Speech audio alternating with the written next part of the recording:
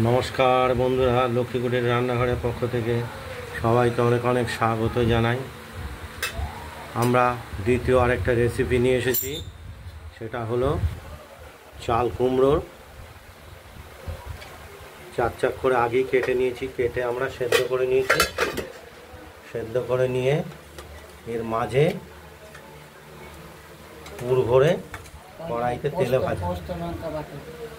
এর মাঝে পুর দেবো পোস্ত আর লঙ্কা। এটা আমরা শিলে বেটে নিয়েছি, এখনো বাটাটা শেষ হয়নি, আরও এক বাটি বাটা দিতে হবে।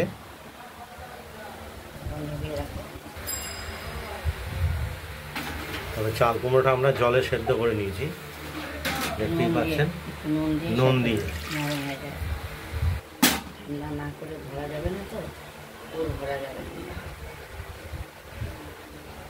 খুব সুস্বাদু একটা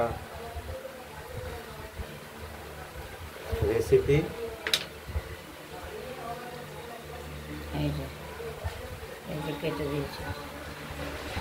মাঝে পোস্ত লঙ্কার পুর করবো, তো দেখতে থাকুন। আমরা চাল কুমড়ো ফাঁক করে করে এই পোস্ত লঙ্কা বাটাটা মাঝে চিড়ে দেওয়া হয়েছে। পোস্ত লঙ্কা বাটাটা পুর হিসাবে ধরে কড়াইতে ভেজে নিচ্ছি।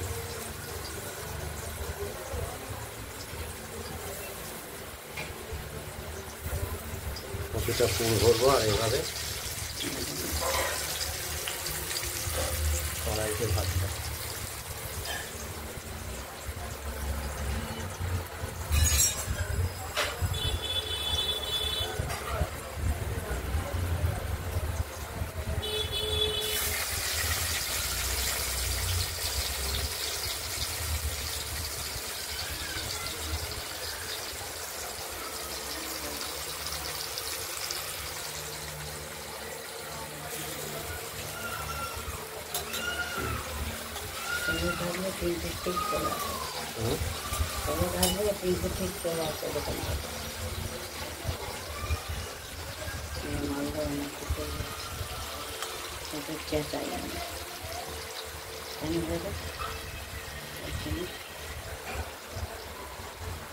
মেয়েটাকে পুরো প্রয়োজন করে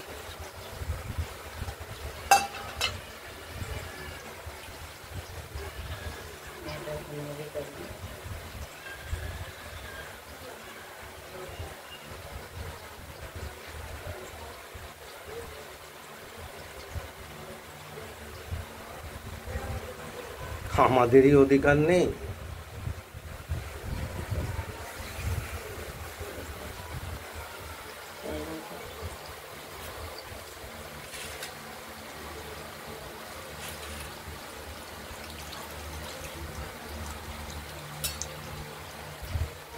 এইভাবে ভাজা হচ্ছে,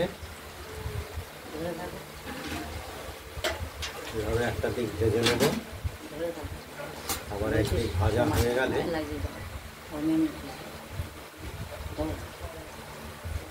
আরেকটা দিক আমরা ভাজবো।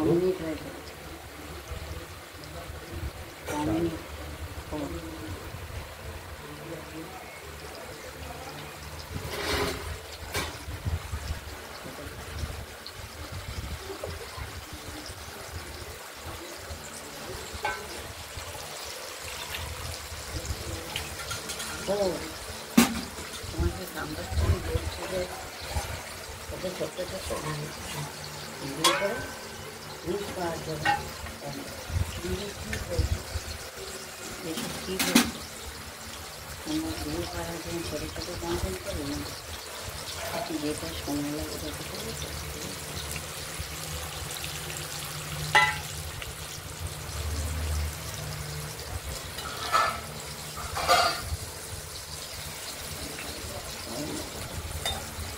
সময় লাগবে।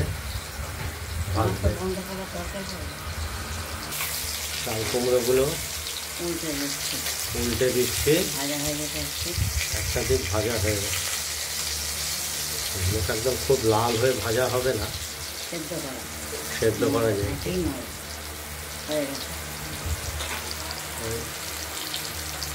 একটু লালচে লালচে ভাব হবে, আর ভেতরের ওই পোস্ত আর লঙ্কা বাটাটা সেদ্ধ হবে।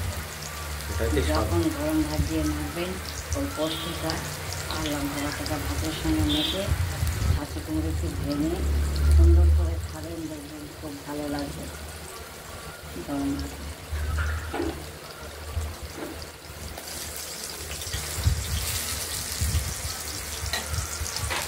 খুব সুন্দর একদম একটা রেসিপি।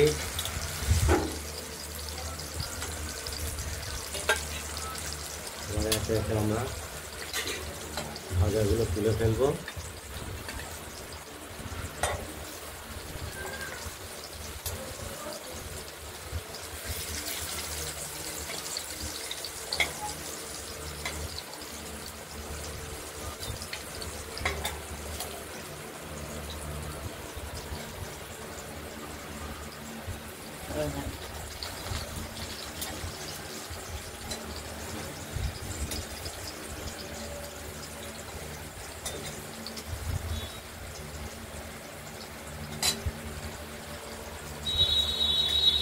তবে চাল কুমড়োটা কচি হলে খুব ভালো, কচি হতে হবে, কচি আর স্বাদটা বেশি।